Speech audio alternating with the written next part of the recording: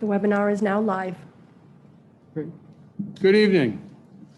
I'd like to welcome everybody to the Council on Postsecondary Education's scheduled meeting for October 21st. Tonight we're having a hybrid meeting.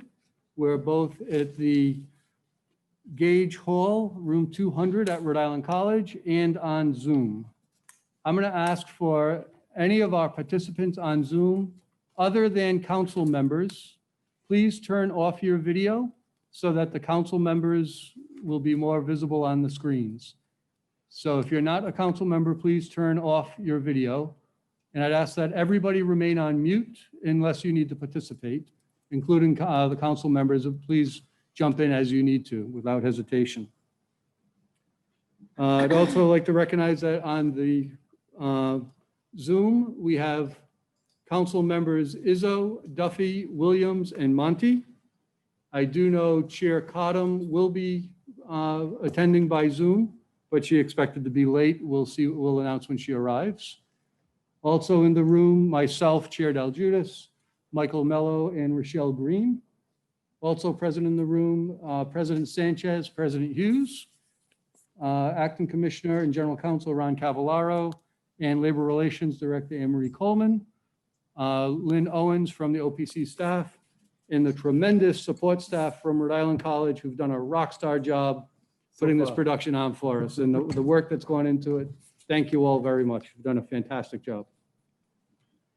So that's a roll call. We do have other support staff and administrators. Chairman, it's Tim. We do have additional support staff from both institutions, OPC, and I believe some from URI for some of the topics on the agenda that we'll get to on the Zoom as well. So having that, we do have a quorum present in person and on Zoom. We'll get underway with our meeting. At some point during the meeting, we do intend that the council will move into executive session. At that time, non-council members will be placed in a holding room while the executive session goes on. The council members on the Zoom will be visible and participate.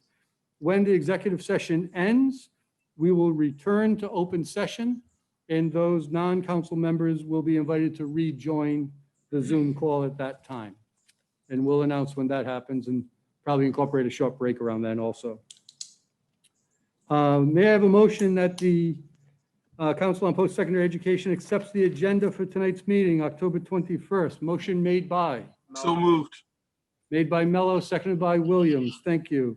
All those in favor? Aye. Any opposed? Stands approved. Thank you. Next, we have the minutes from our September 16th meeting. I should also note that the minutes, plus all of the supporting documents and material, have been provided to the council members well in advance, as well as made available as necessary in accordance with the Open Meetings Act. Those minutes, again, from the September 16th meeting were provided. May I have a motion that the council approve the September 16th meeting minutes? Motion made by? So moved. Made by Mello, seconded by Monty. All those in favor? Aye. Aye. Opposed? None. Thank you. To keep things moving along, I'm going to dispense with the chair from the report, other than to just add what I commented to President Sanchez when I walked in. Great sight. When I walked onto the Rhode Island College quad today, the Rhode Island College wrestling team is out playing cornhole. Every one of them wearing a mask. Every one of them social distant. Every one of them having a great time. What a nice way to start the meeting, walking on the campus, seeing that activity, all being done the right way. It was fantastic. I took the minute to take a picture of them and send it to the governor to show her that college kids can get it right. And they're out there and they're doing it right. So good on them. So anyway. Mr. Chair, Yes, please note, Chair Barbara Cottom is present. great. Chair Cotton, by phone or by video? I've asked her to turn on her video. Great. So Chair Cotton is present. When she's available to, she will turn on her video. Thank you. I'll come back to see if she has a report. See if she's popping there or not. Barbara Cotton, can you hear us?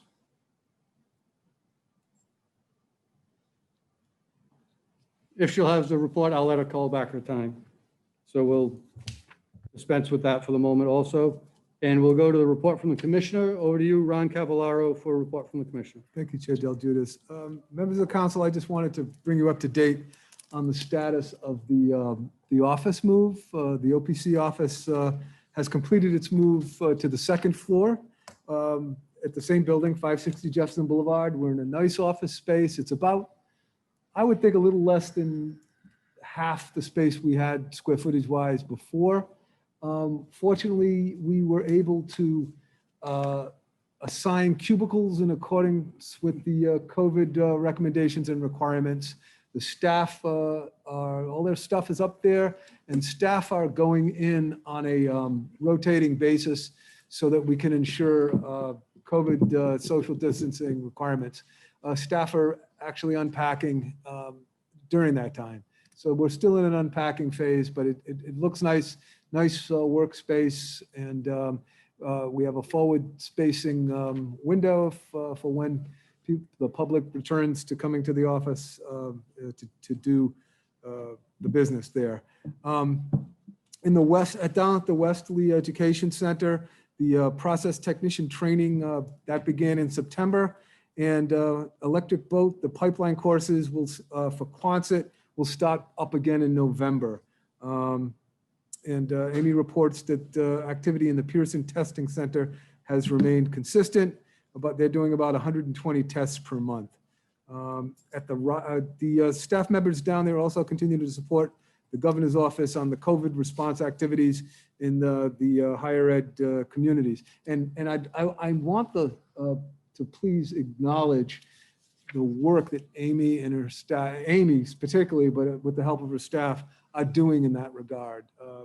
She's basically working around the clock and has become an important liaison between the Department of Health and the public and the private higher ed institutions. So kudos to Amy. Down at the Rhinebeck, at the Nursing Center, reports are the semester continues to progress smoothly. Thanks in large part to the work that the staff at the Rhinebeck did in collaboration with Rhode Island College and the university over the summer. So they really, in the summer and then at the beginning of the semester, they did some work to ensure that they're with COVID compliant, but that the needed activities down there can still go on within those restrictions and guidelines. At the office itself, the academic unit, we just completed the annual review of all the proprietary school renewals in Rhode Island. And those go from everything from truck driving schools to cosmetology schools. And once a year, we review their financial information. We update their bonds if necessary. We review their curricula, their catalogs to their students. And this year, we also, the schools were asked to include COVID response protocols, and 14 schools applied for renewal during this year's cycle. One school did not apply for renewal due to the corona impact and restrictions. And that's the update as far as the operation of the office. Going back to 1998, the then Board of Governors delegated to the commissioner, then the Commissioner of Higher Education, now the Commissioner of Postsecondary Education, the responsibility of conferring signature authority on behalf of Rhode Island College, the community college, and the office. So how this works is that the lists of who has signature authority at those three entities, they're living documents. People leave, new people are hired, and so throughout the year, the commissioner will receive requests from the schools to add someone to the list or delete someone from the list or put someone in another category. And that original charge to the commissioner also included the mandate that the commissioner once a year report to the council on the present status of signature authority at the office and the two institutions. And I've provided that list to you. It's current as of about a week ago. And again, as I said, we could get requests in another 2 weeks to add or subtract people on there. But those people listed are the individuals who have the signature authority at the office and the two institutions in various categories that you'll see.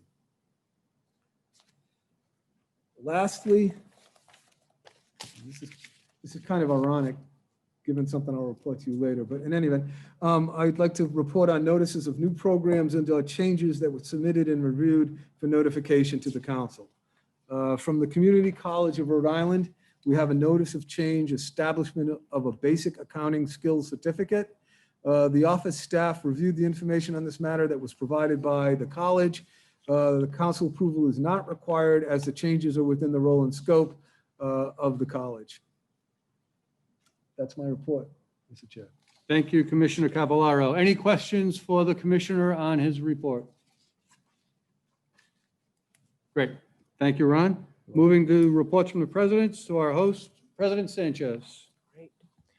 Thank you, Mr. Chairman. If I could just comment, I appreciate you recognizing our students, in particular our student athletes, and the good behavior that they're having. Really, a lot of credit needs to go to our athletic director, Don Tencher. He's worked very hard with the teams to keep them in pods, but really having them demonstrate these best practices during COVID. And this is a case in point of them having a good time outdoors, all masked up. But the credit really does go to our athletic director, Don Tencher, but I appreciate you noticing that. My report will be relatively brief. I do want to touch on some enrollment updates as well as some of the ongoing budget challenges we have. I will spend a little bit of time on some campus highlights and some of the ongoing work we're doing with COVID-19. On the enrollment front, now that the census date has now come and passed in terms of the official deadline and counting of our enrollments, we did end up overall enrollment with a decline of about 6%. Again, this isn't as dramatic as the nearly 13% we were down in the first week in July, but it did end up at 6% for this year. Just to give you a sense of how that translates specifically within our enrollment and our undergraduate and graduate enrollments, overall enrollments were at 7,072. This is down from a year ago that we were at 7,531.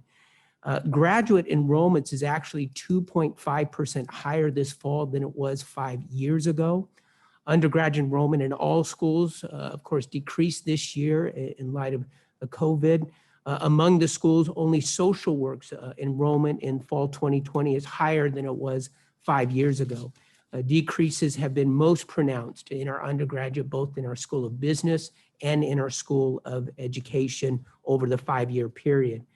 Graduate returning figures increased while the number of new graduate students decreased. In fact, the number of returning students is the highest it has been over the last 5 years in our graduate student population. Graduate enrollments in each of our schools is up over the last 5 years, or from the last 5 years, and while non-degree and certificate enrollment is down.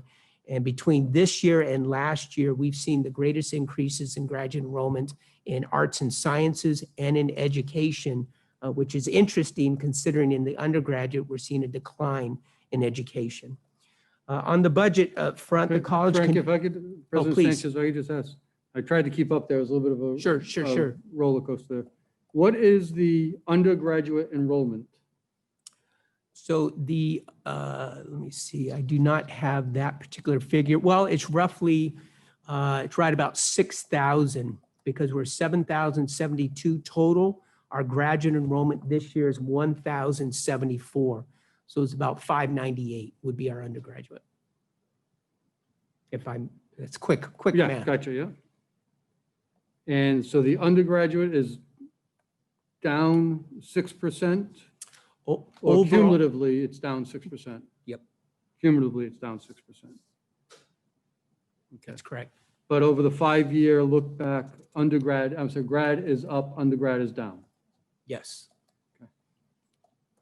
Thank you.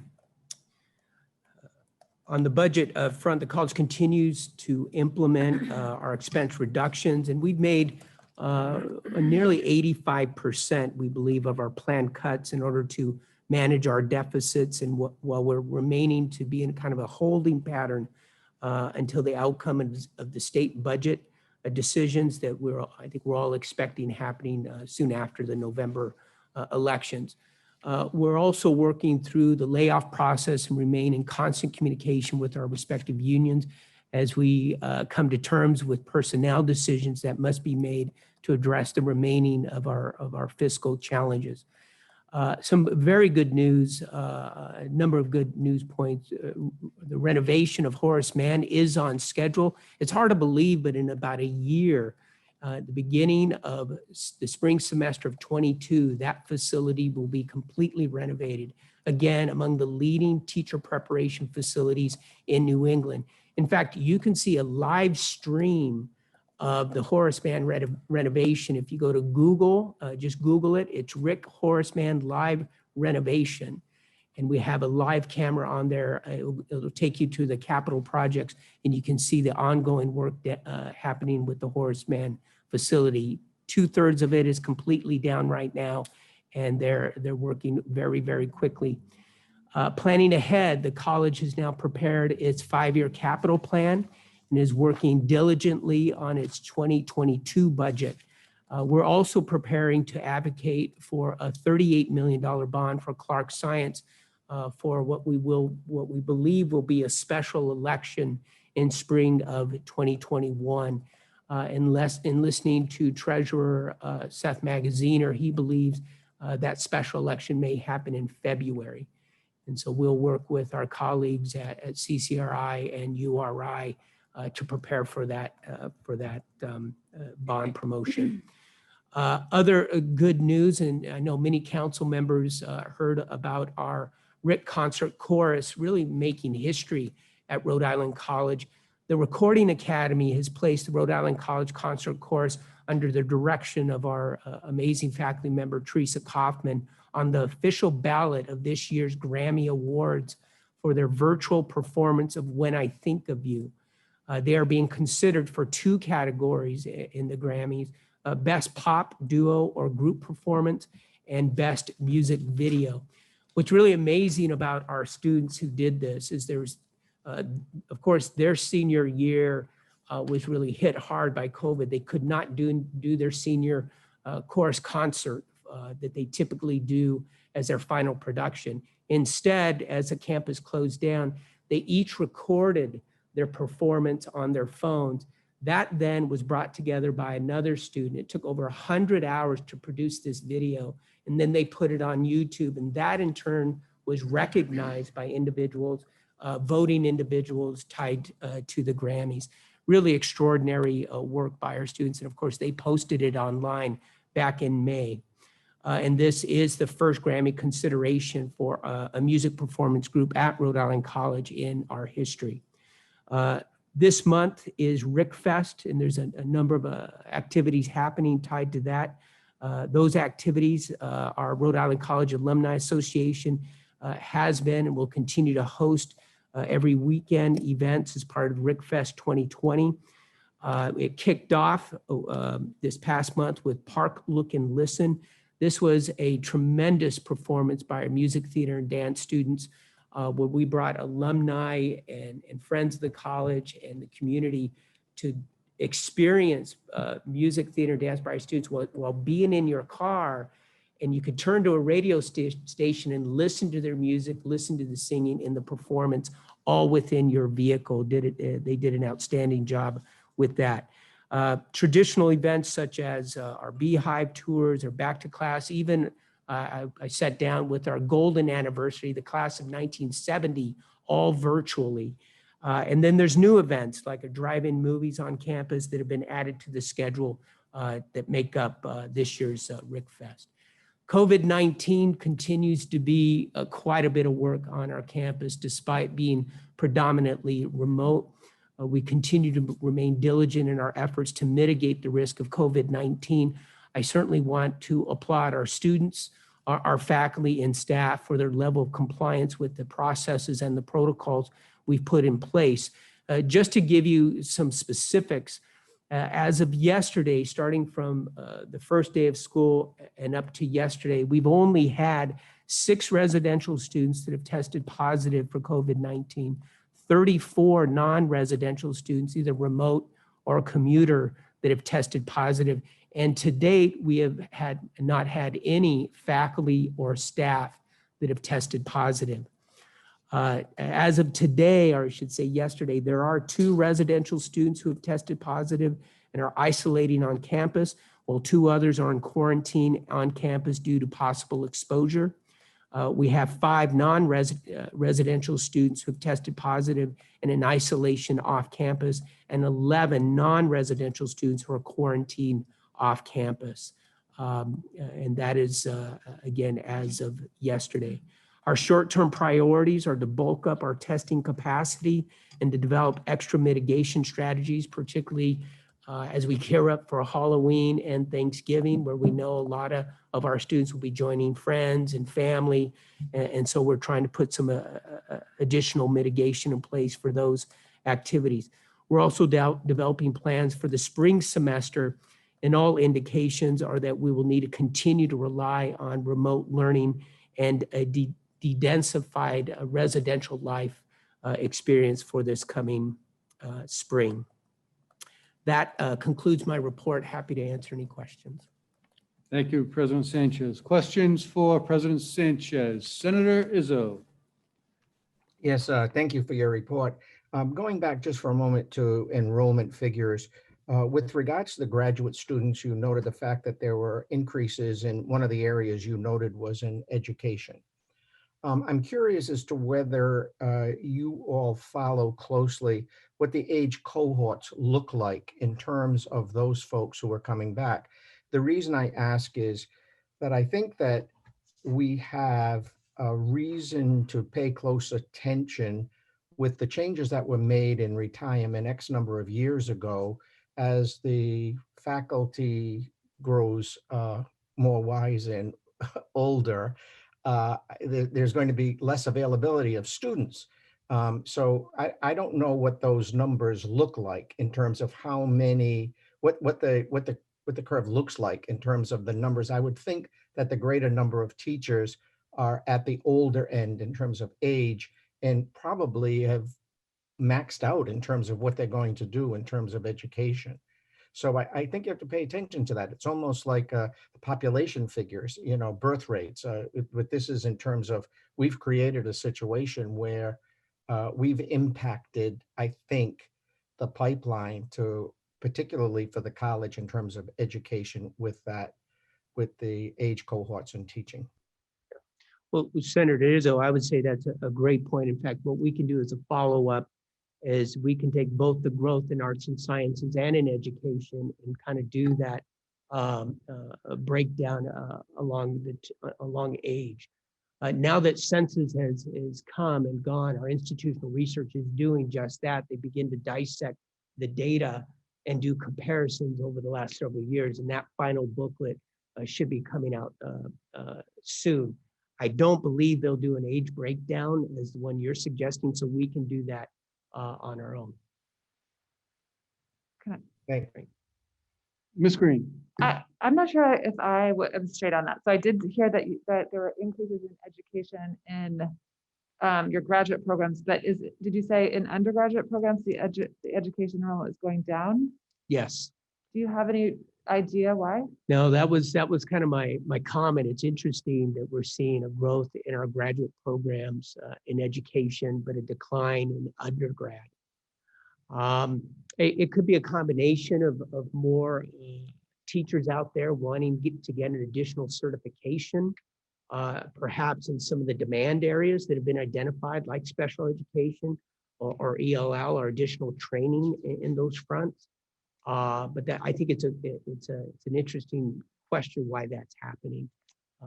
We'll definitely begin to unpack it with our dean of our School of Education to better understand that.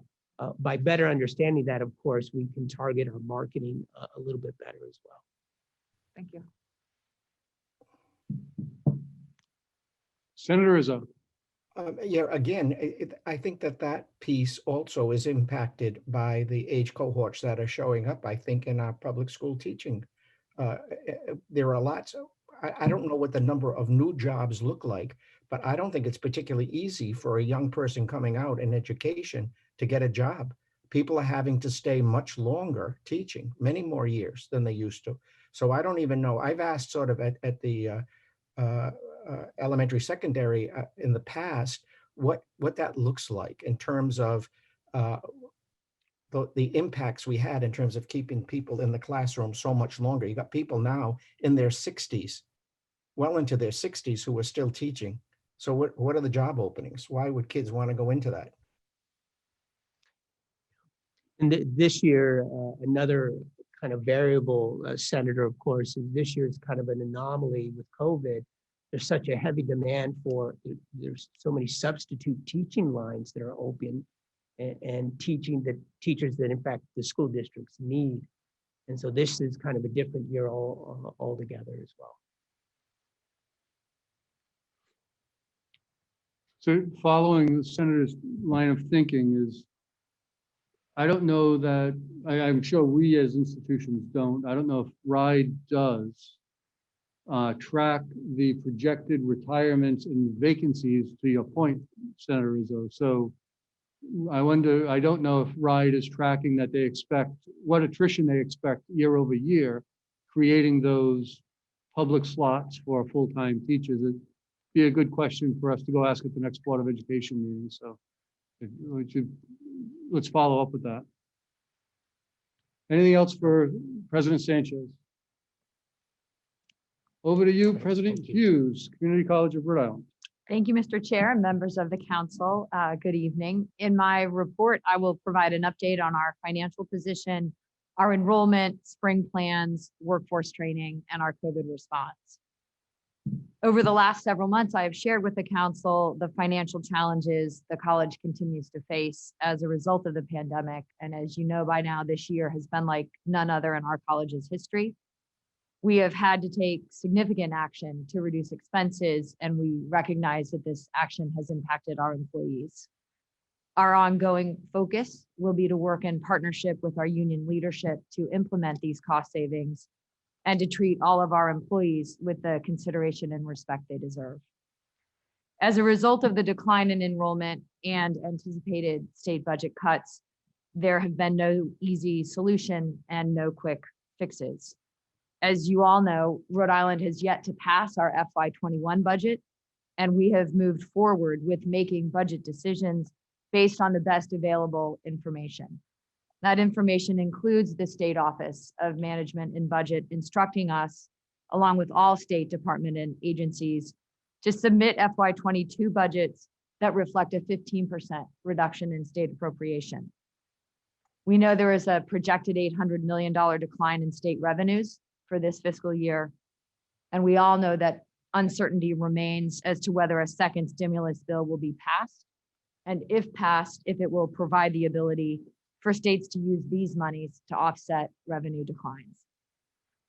So it's against that backdrop that we took the difficult step last month of laying off 44 full-time non-faculty employees.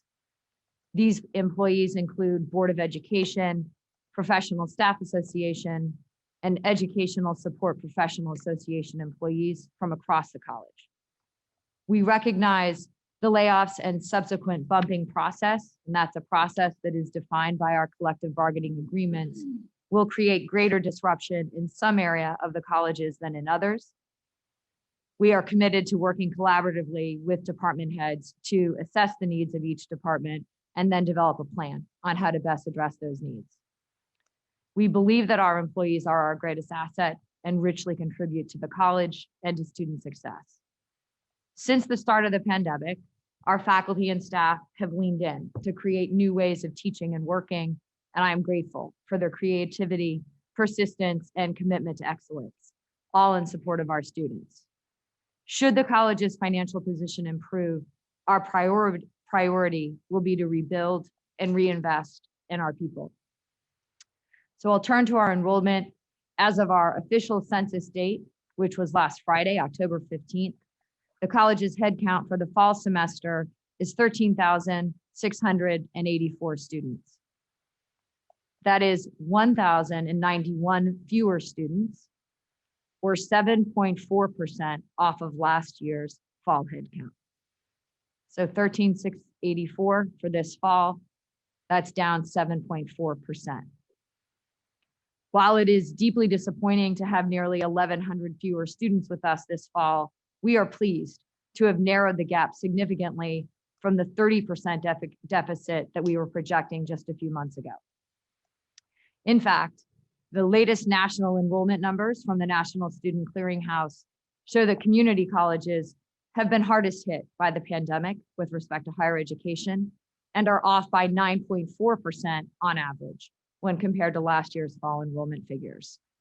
So we at CCRI have fared slightly better and yet still feel the enrollment drop acutely. As you all know, one of the keys to partially recovering our fall enrollment position was our last call for fall program, and that was offering students a late start to courses. We now know that more than 1,300 students enrolled in those courses. Roughly 700 of those students are students who were already enrolled and added courses to their schedule while starting with us at the traditional opening of school. But nearly 600 are only enrolled in late start courses. So that means, obviously, without the implementation of that, we'd have 600 fewer Rhode Islanders at our college today. Without that late start, our enrollment would have been off by at least 11% from last year's total. And I really want to recognize the college, both the staff and the faculty, for getting behind that and making it happen. However, as we dig deeper into our enrollment numbers, we are concerned about the disproportionate decline in already vulnerable student populations. While our overall enrollment is down 7.4%, it is down 9.1% for students of color and 13.1% for Pell Grant, our low-income recipients. So that's 7.4 for the entire cohort, 9.1 for our students of color, and 13.1 for our low-income students. The COVID-19 pandemic, as I've said before, has not hit our nation or our state equally. We know low-income communities and communities of color have been hit harder by every challenge the pandemic presents, including COVID-19 infections and fatalities, unemployment, housing and food insecurity, and the digital divide. The pandemic makes it profoundly challenging to be a community college student. We are ramping up our efforts to support these students, both the students who are currently enrolled with us this fall and those who have stopped out due to the pandemic. To support the students who are currently enrolled, we have just launched Caseload Advising. This is something I've been talking to this council about for many years, and we have done it. We are rolling it out for all of our new students. That is more than 4,000 new students. And what it means is what it sounds like. Those new students will be matched with a specific advisor, a CCRI advisor with a name, an email, a phone number, and an office, who will support them through their experience at CCRI. As you know, because we've discussed it, Caseload Advising is one of the signature marks of what a high-performing community college does all around the country. We are really looking forward to employing this approach here in Rhode Island. We have seen it work over the past few years with our Promise Plus initiative and look forward to doing this work on a much larger scale. In addition, we've also partnered with TutorMe. That's a national program. It's virtual tutoring, and that is to enhance what we have already. So our current tutoring and workshops that are already offered through our Student Success Center and the Writing Center. So TutorMe, it's easy to find online. It's an online tutoring program. We have a link right on our website. It's part of every student's Blackboard system, and it allows our students to connect with one of more than 10,000 verified tutors 24 hours a day, covering more than 300 subjects. So all the basic subjects that we might name, our students can find that support. And it's obvious what it does. It's going to provide a necessary lifeline to students who may not have time during the day to access one of our tutors, or those who need immediate assistance during hours that our in-house tutors aren't available. So we're excited, very excited about that launch. And I think a good example of how the crisis has created some new opportunities. So I want to go on now to talk about the students who aren't with us, right? The students that we know are part of that nearly 1,100 decline that we're experiencing. So our Educational Opportunity Center team is reaching out now to more than 3,000 individuals who have stopped out of their college education to help get them back on track. This team is particularly focused on connecting with our first generation, low income and ELL students. We help these students file their FAFSA and navigate the enrollment process in order to get them back to CCRI. We also have our admissions team working with the many students who never made it to CCRI in the first place. We know that first-year community college students nationally have seen the biggest drop in enrollment of any population in higher education. So that team is proactively emailing, texting, calling, and mailing to students who applied. So they began the process, but they did not complete the enrollment process, and they're not with us right now. So the focus now is to get them ready for spring. So I will now move to a discussion of spring and our plan. Looking ahead to the spring, we determined that we must continue primarily with remote teaching and learning next semester. And there are two practical reasons for making this decision now. First, we need to finalize our academic plans for the spring semester. I'm sure you can all appreciate just the complexity of rolling out 2,400 different sections for 13,000 students. Registration starts in 2 weeks, and our faculty and students need to plan ahead in order for it to be successful. And the second reason is the reason we moved to remote teaching and learning in the middle of March, and that is the ongoing gravity of this pandemic. As we are seeing here in Rhode Island, COVID-19 continues to spread, and we are seeing a significant uptick in cases over the past few weeks with no sign of slowing down as we head into the winter months and the height of flu season. I know this is not the news any of us were hoping to hear, but we believe this decision is the responsible one for CCRI. We have also made the decision to suspend winter athletics, including men's and women's basketball, indoor track, and women's volleyball, which is traditionally held in the fall, but was pushed to the winter due to the virus. I'd like to close by sharing two brief college updates before I take questions. We continue to see growth with the Division of Workforce Partnerships. Recently, the college was awarded funding for several certificate programs and incumbent worker trainings through the Governor's Back to Work initiative. And those include software development, business and digital essentials, securities industry essentials, women in tech, mortgage data processing, and patient support specialists. So you can see it's across a number of industries: technology, finance, healthcare. These programs, all of which have already been launched or will be launched by the end of this year, are examples of how we continue to expand our workforce training programs to create strong employment pathways for Rhode Islanders. Finally, for the past 2 weeks, the college, in collaboration with the Department of Health, has conducted COVID surveillance testing of our health and rehab science faculty, staff, and students who are participating in clinical settings. Over the course of 6 days during that 2-week span, we tested more than 530 people at a testing site set up on our Lincoln campus. Of those tested, as of today, there have been just 2 positive cases. And I want to thank and recognize the dean of our Horace program, Dean Carr, and her team for coordinating and managing the testing. College-wide, we know of 12 cases in which an employee or student has tested positive this semester. In each instance, the college coordinated with the Department of Health, conducted contact tracing, and took all necessary steps to ensure the health and safety of potential close contacts. While it is very likely there are others who have had COVID, we know that by virtue of being largely remote, we are limiting the spread of the virus. As the governor ramps up asymptomatic testing statewide, we are confident we can expand our testing capacity as needed. And finally, I want to just close before we move to questions by sharing 2 pieces of good news. We have officially established that we have doubled our 3-year graduation rate. We hit 30%. We did that in 4 years. We would not have done it without the entire CCRI faculty and staff community. And I think it demonstrates, as I say every time, what our students are capable of if we get behind them and provide the necessary support. So I'm incredibly proud of what the college has achieved. As part of that accomplishment, we, at the same time, in the middle of the teeth of a pandemic, graduated more Rhode Islanders than at any other moment in the last 20 years. So wanted to close that while these are sobering times, we will keep going. thank you for the opportunity to present the report, and I'm happy to take questions.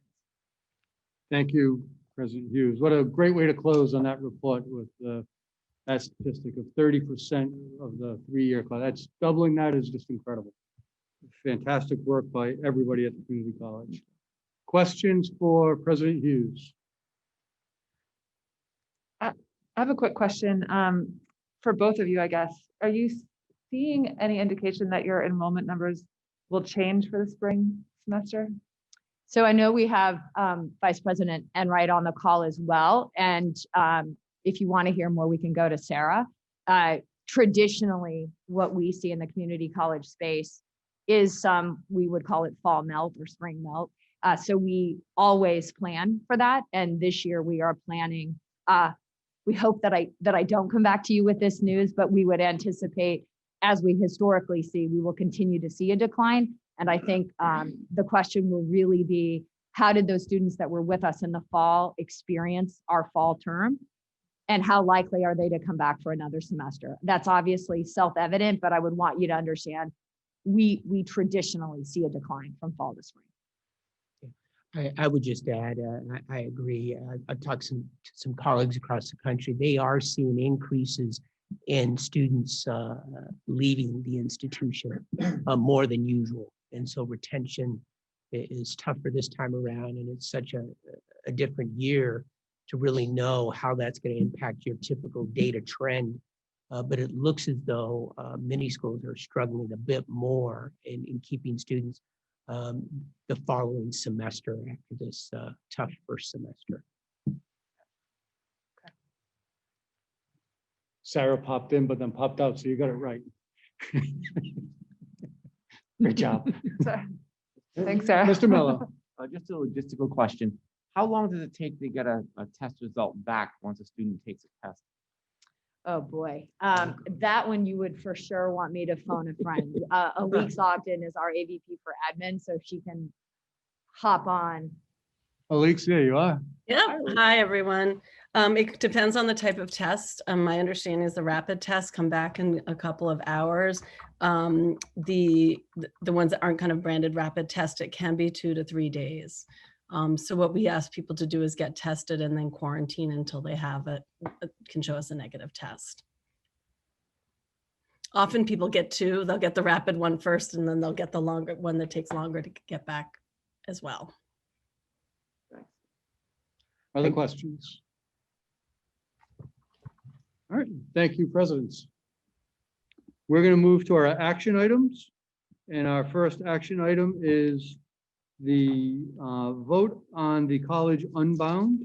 If you recall, last month, we had a detailed presentation and discussion on College Unbound. And our protocols are that we have the discussion on 1 month and then the vote the following month. I'm going to call on our Assistant Commissioner, Tammy Warner, for comment or commentary. Tammy, anything we need to know before we move to the action item?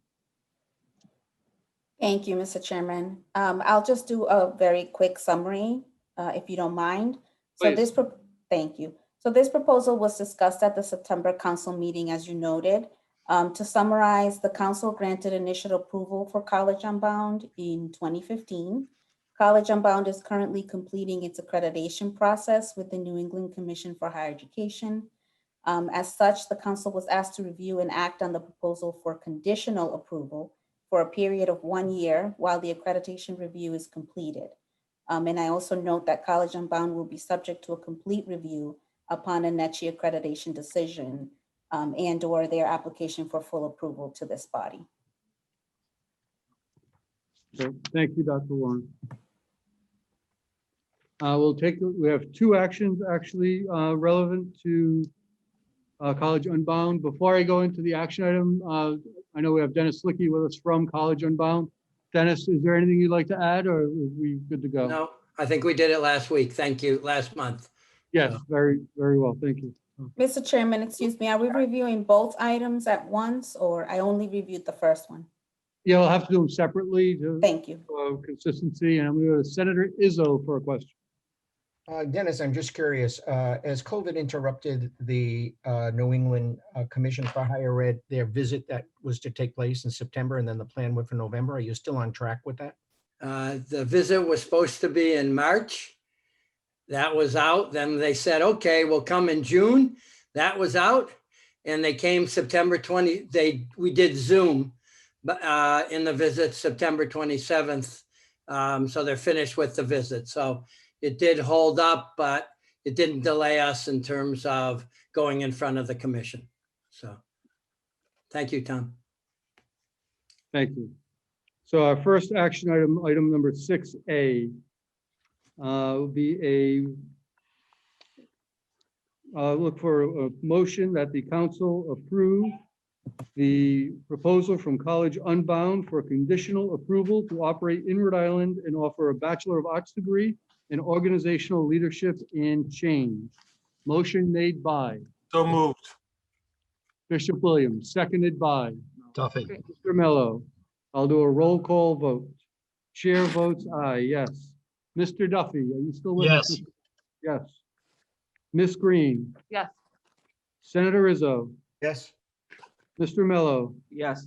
Ms. Monty, Yes. Bishop Williams, Yes. Chair Cottam, Yes. all in the affirmative, stands passed. Second item is item 6B. The council, I seek a motion that the council approve the proposal from College Unbound to offer more than 50% of the Bachelor of Arts degree in organizational leadership and change through distance learning.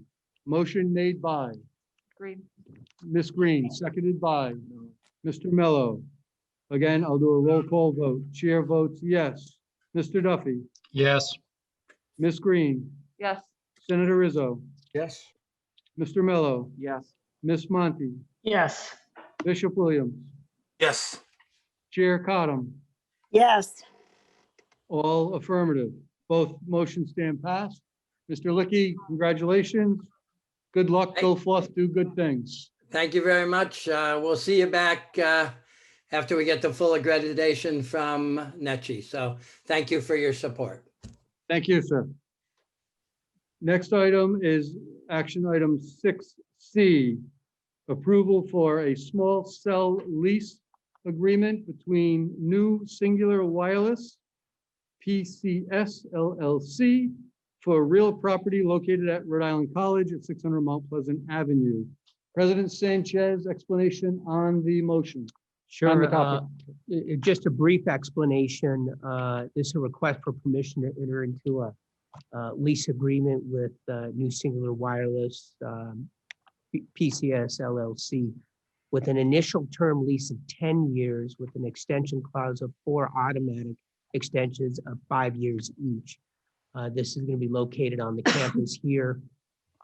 There's details in the lease there, and any questions are Vice President for Administration and Finance, Steve Netter, is on video there. He's happy to answer any questions. So I do have a few questions. I'll check with the council, other council members first. Sorry, Yes, Tim, this is Dennis Duffy. I had a couple of questions. go ahead, Mr. Duffy. I believe this is the one. It wasn't clear to me physically what was being leased. How much space would be covered by this lease? It was somewhat fuzzy to me in the attachment. And where exactly is that space? It's in one of our parking lots. They're actually leasing a light pole. They're upgrading one of the light poles to be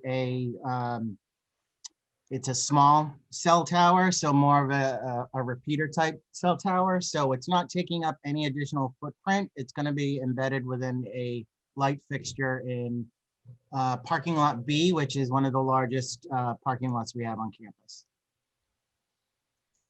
Here's a question. It struck me that the rental amount was less than I would have expected. Was there a competitive process done for this to come up with that rent level? That is consistent. I wouldn't say that there was a competitive process. It's consistent with the other lease, cell tower leases that we have. There's not a lot of money in cell tower leases. You know, we've actually had 2 vendors since I've been here take theirs down from our, we have most of the larger ones on our residential buildings.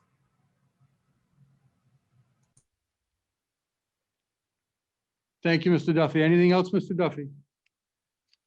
I just thought in some other places, Rick had taken the position that state properties committees would require a competitive bid process for the leasing of state land. And I'm just wondering whether that's applicable here. We're going to state properties next, not that I'm aware of, due to the amount and the location. So you're allowed to do non-competitive lease agreements on the campus? I will have to specifically look into that question. That did not come up during the course of this. And Steve, how is this initiated? Does the college put out a call saying we're interested in hosting cell towers? Or does the cell company knock on your door and say, can we put up a cell tower? This particular one came to us.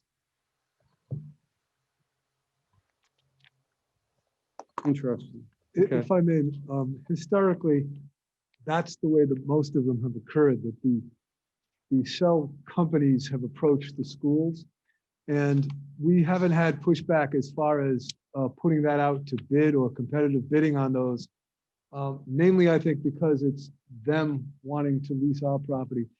URI had a novel approach a few years back. They had made a determination that they were no longer going to allow them on the buildings, but they were going to allow them on this one big water tower that they had. So if you remember, Vern Wyman realized after the first one went in that there were so many spots left on the water tower. So they did put it out to bid, but it was just those remaining spaces that were on there.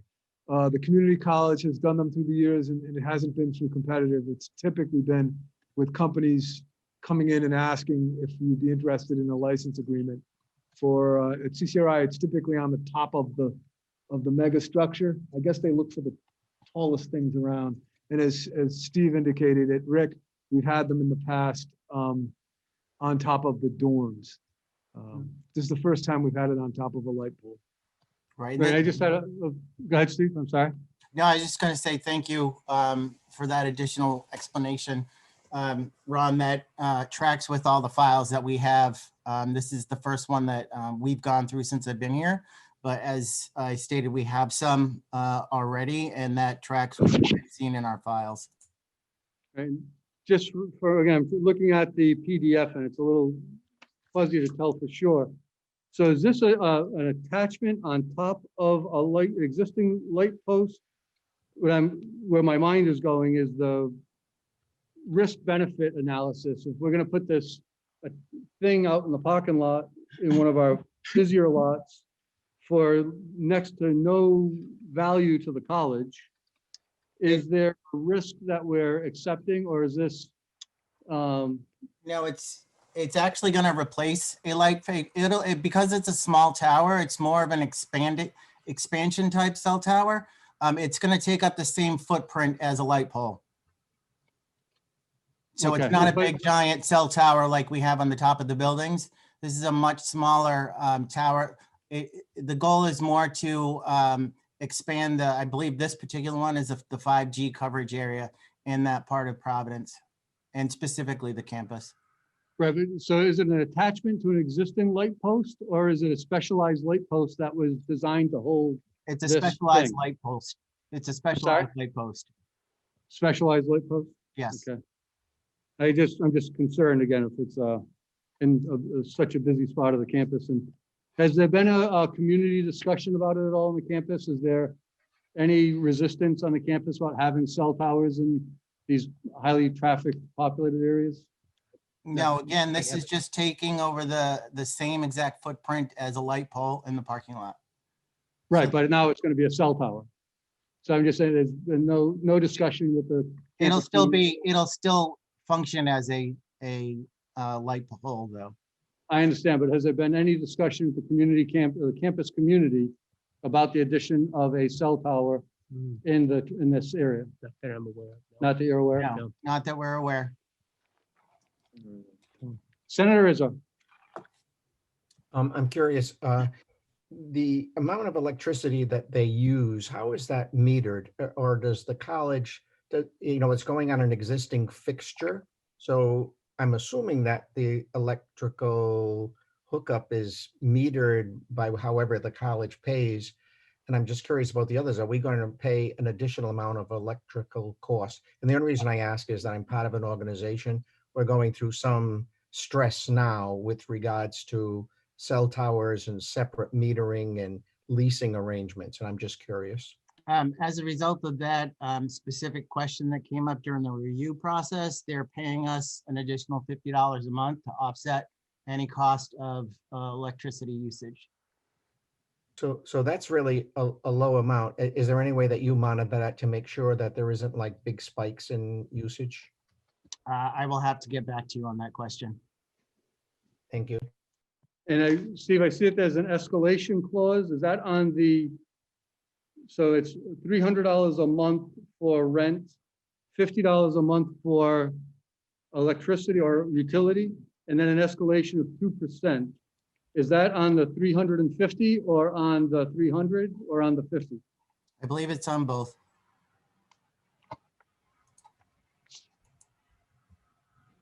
And it's a 10-year, so it's really a 30-year lease that we're talking about here. Initial term of 10 years plus 4 automatic 5-year extensions. Correct. Do we have any other leases like that on the campus of that nature? Again, this is structured very similar to all the other cell tower leases that we have on campus. They tend to be longer duration with renewal periods, which has, in my opinion, is given the cellular company the opportunity to remove the tower. Right, and in 3 years when it's obsolete and they come out with 6G or whatever's next, is there, if they decide they're no longer going to use it, do they have to remove it or do they just abandon it? No, they would remove it if they were not going to extend the lease after the first 10 years. Mr. Chairman, Bishop, please. Mr. Netter, what's Rick's out in this? Let's say 2 years from now, you decide we don't want to do this, or 3 years. Does it automatically renew or can Well, we would notify them at the end of the first lease period that we didn't want to continue the lease arrangement prior to the automatic renewal. I'm assuming, given the low amount that the company is paying Rhode Island College, it was simply something that you felt didn't warrant negotiations with them.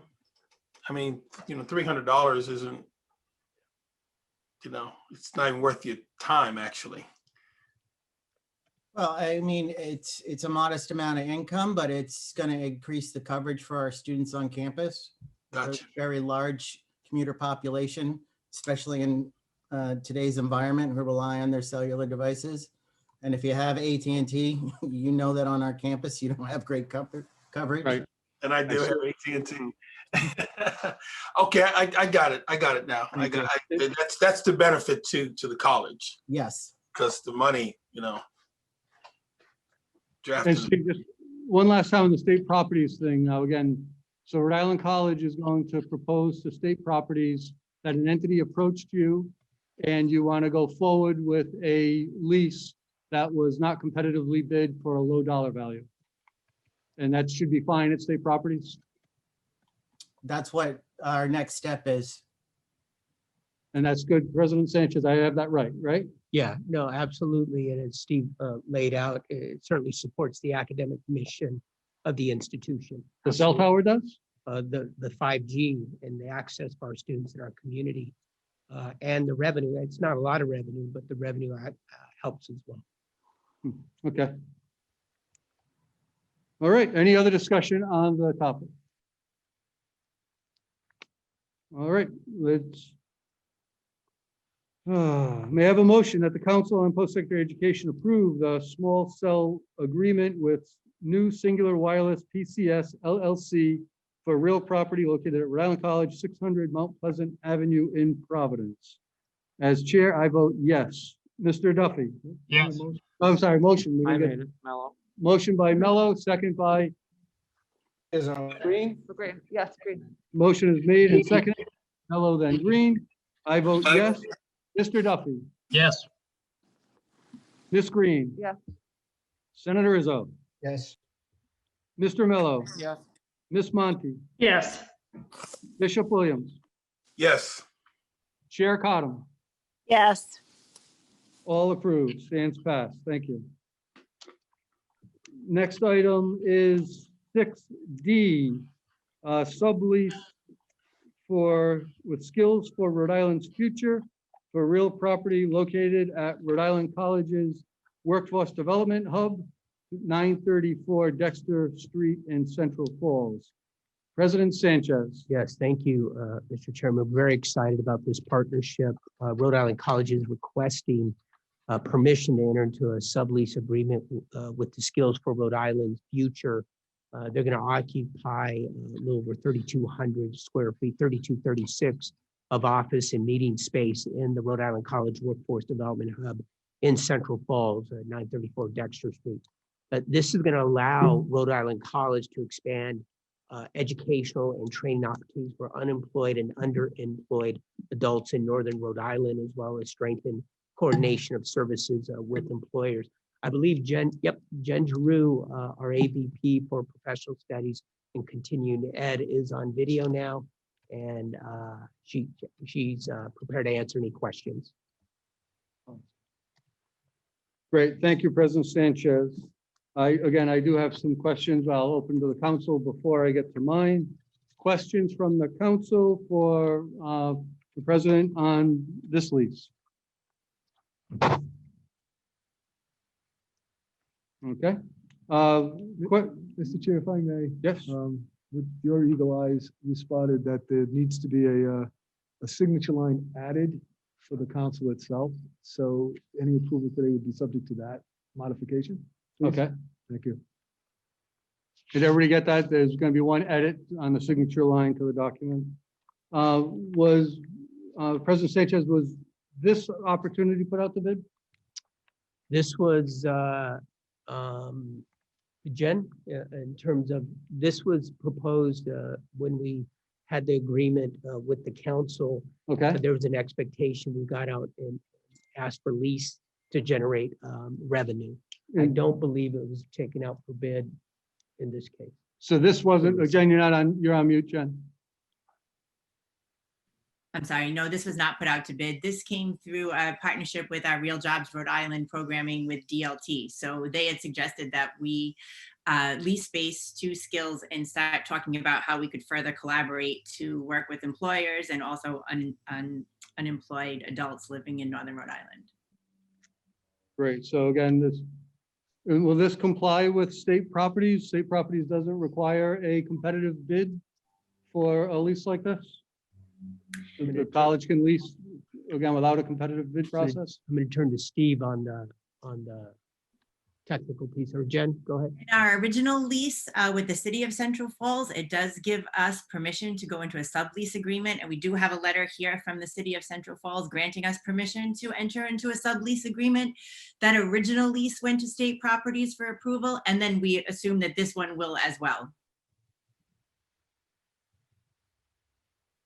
Okay. Thank you, Jen. Also, I read through and it might be in there, I couldn't find it.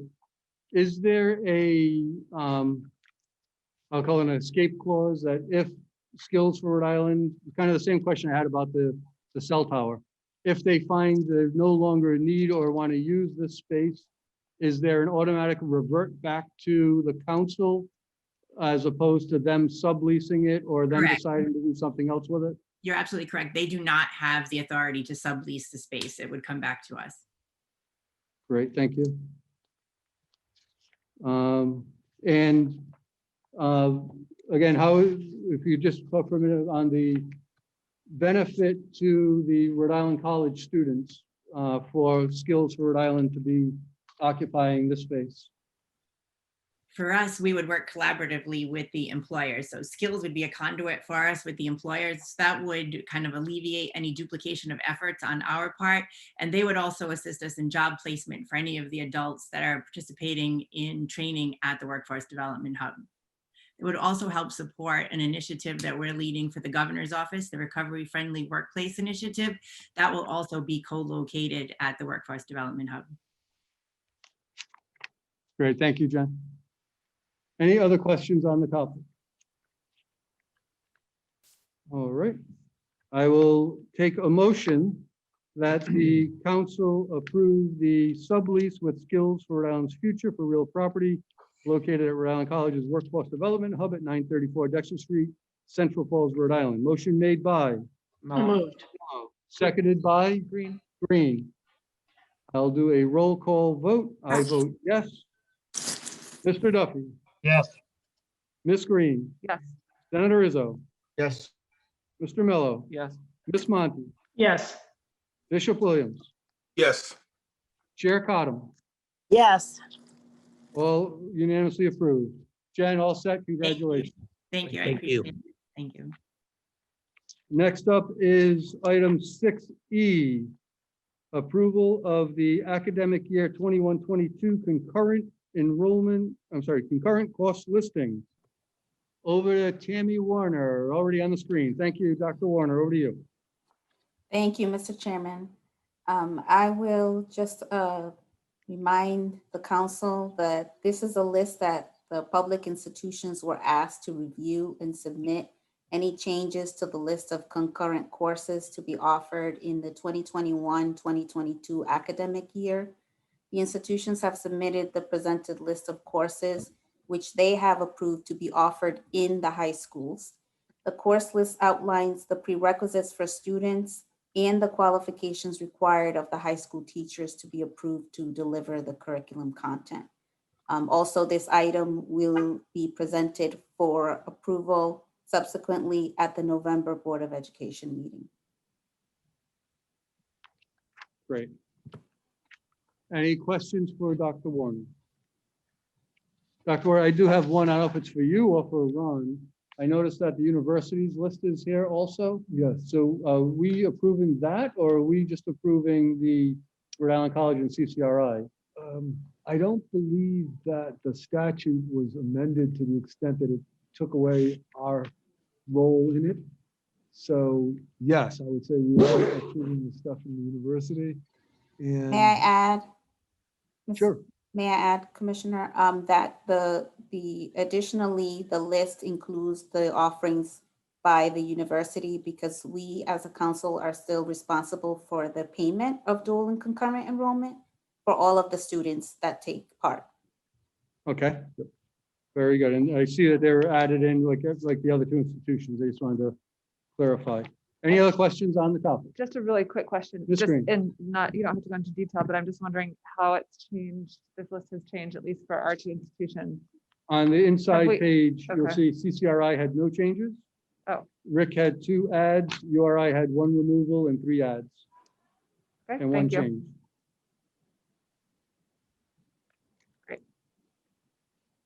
Also, any changes are highlighted on the actual list.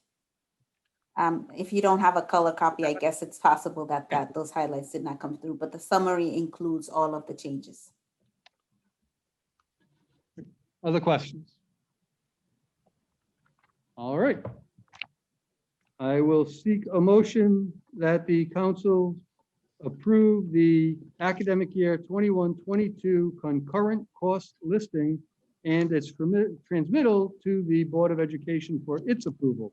Motion made by Green. Ms. Green, seconded by Mr. Mello. Roll call vote. I vote yes. Mr. Duffy, Yes. Ms. Green, Yes. Senator Izzo, Yes. Mr. Mello, Yes. Ms. Monty, Yes. Bishop Williams, Yes. Chair Cottam, Yes. All approved, stands passed. Thank you. You. All right, the council will now seek to move into executive session. Again, please be advised, any non-council members will be placed in the hold room for the duration of the executive session.